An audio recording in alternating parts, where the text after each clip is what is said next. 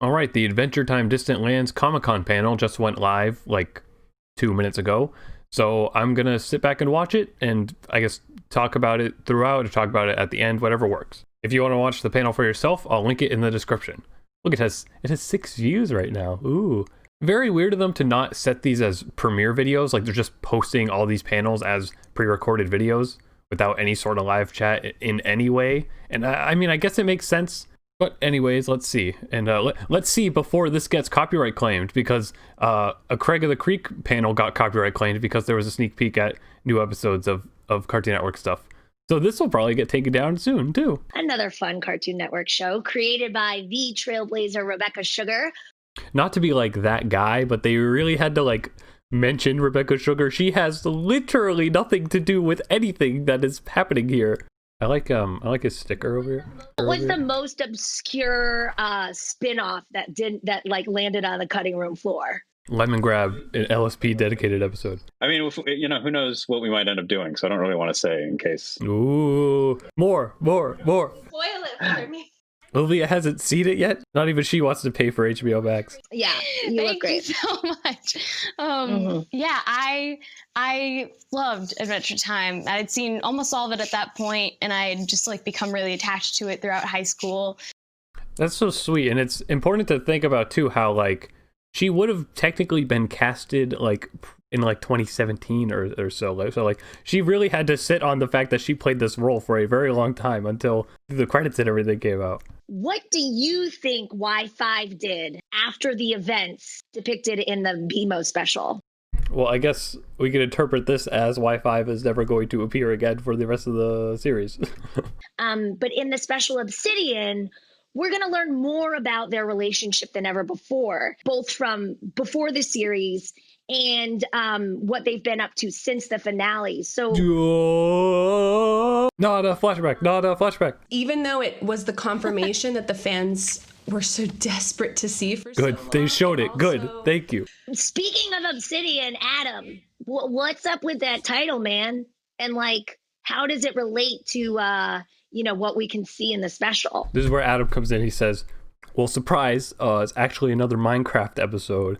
It takes place near a place that we haven't shown on the show previously, called the Glass Kingdom. Takes place near a place called the Glass Kingdom. Let's read too much into that wording that was probably just accidental. So my speculation of the episode as of now, before they show anything of it or talk about it more, is like it'll be like a memory of a memory, sort of, and like just be PB and Marcy talking, and then like occasional very direct flashbacks. And what comes to my head like immediately, maybe we'll see Bubblegum get the t-shirt from Marceline that she has and wears all the time. Like that's like a small significant thing that like would be cute to see, at least to me. Music has been so instrumental.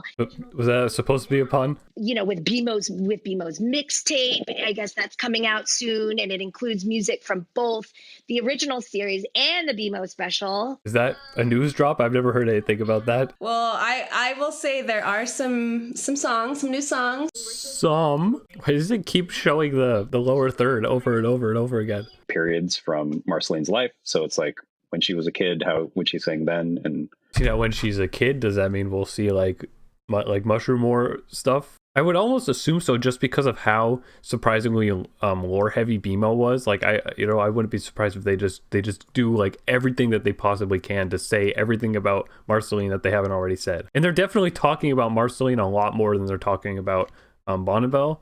But I don't know, maybe that's just because her voice actress isn't in this panel, or, maybe it is just Marceline has much more to tell. Because, I mean, at the end of the day, definitely in terms of what the series covers, I feel like Bubblegum gets more story. That day that we did record, it was an emotional day in the studio. We broke right after this certain scene, and everybody was like crying, and I was like, what's wrong?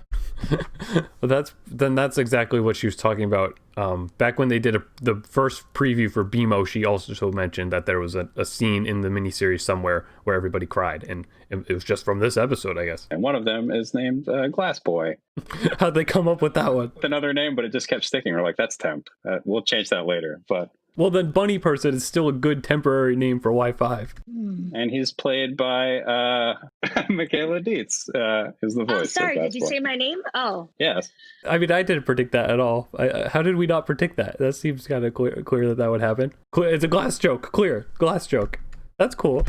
I guess that's why they're showing Lower Third over and over again, so that they could show it differently. I appreciate that they, like, this is actually, like, edited pretty significantly, so it's very easy to watch. And there's effects and clips and stuff put in between. Like, Olivia, you talk about making, like, people were so emotional after your performance. I would come out of there and I was just, like, pumped up on life. But, you know, that perfectly explains both sides of Adventure Time as a show. I mean, Adam, can you tell us, if anything, about these last 2 episodes? Unvisited before, or were sort of less explored that we might have been through before, but just really kind of digging in. Yeah, then I trust, like, with how good the world building stuff in BMO was, if the Wizard City episode is, like, entirely Wizard City stuff and wizard lore, like, that, it'll be amazing. We also didn't want to go so far afield that it's not the characters that people already identify with Adventure Time. So we're not going to get a Donnie episode? Okay, you guys, a special sneak peek. Pog. Behold. Oh! Wow. So is there not a clip, though? Did they just show a picture that's even worse than the BMO one? They played us like a damn fiddle! Special I guess technically it's better than the BMO one because we can actually interpret stuff from that one. At least. Another special treat. Marceline performance by the Miss Olivia Olsen. Gasp. Oh, I knew this. She put this on her Instagram story or something, so I was aware of this. Thank you guys. I love Adventure Time so much.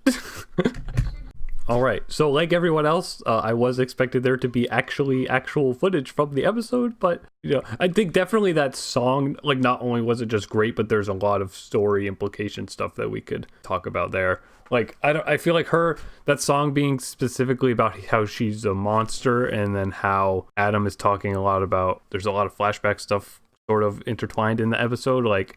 Now I'm thinking, like I was saying before, like we'd get like Mushroom or like Simon sort of time thing. I don't know, maybe we'll get like really, really young Marceline, like with her mom, and then people being afraid of her because she's part demon or whatever. And I mean, especially considering too, even though it was never brought up again, that they did mention Rebecca Sugar at the beginning, and I was like, why are they talking about Rebecca Sugar?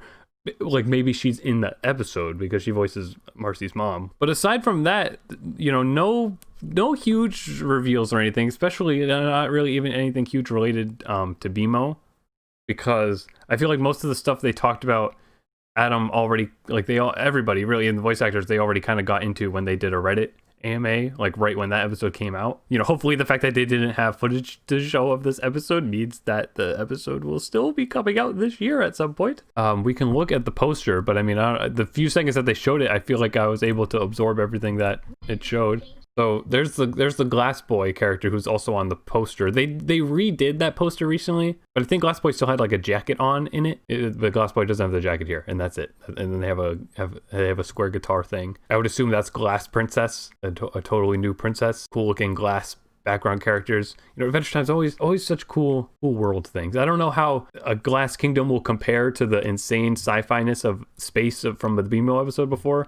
Like that sort of aesthetic appeals to me way more, but even, you know, this poster showing pretty looking stuff. We got PB and Marcy with some sorts of suits on. PB has a thing in her hand, a remote thing. I don't know. She's doing something. It's probably, you know, I don't know if she's still doing things that she shouldn't be doing, but oh, and then, you know, there's just a ginormous, ominous, four-eyed demon creature in the sky that is kind of hard for me to interpret, like what type of creature that is. Like maybe those are wings on the side or just a cloak or something, but then also through the clouds in the back, I think that's like the remaining part of it, like it's some sort of giant eel type thing is what I interpret it as by looking at it here. So that's our adversary for the episode. I was gonna jokingly say earlier, what if Ash comes back and he like turns into a super god for some reason? He's the main antagonist of the episode. Like, what if he does though? That's the thing about Adventure Time, is that they could do absolutely anything. Like even though they came out here with this panel and they explained like some things of what to expect and stuff, we still have zero idea what to expect, because the way in which Adventure Time goes about telling stories and doing these things is always very unique and unpredictable. They're always doing this, huh?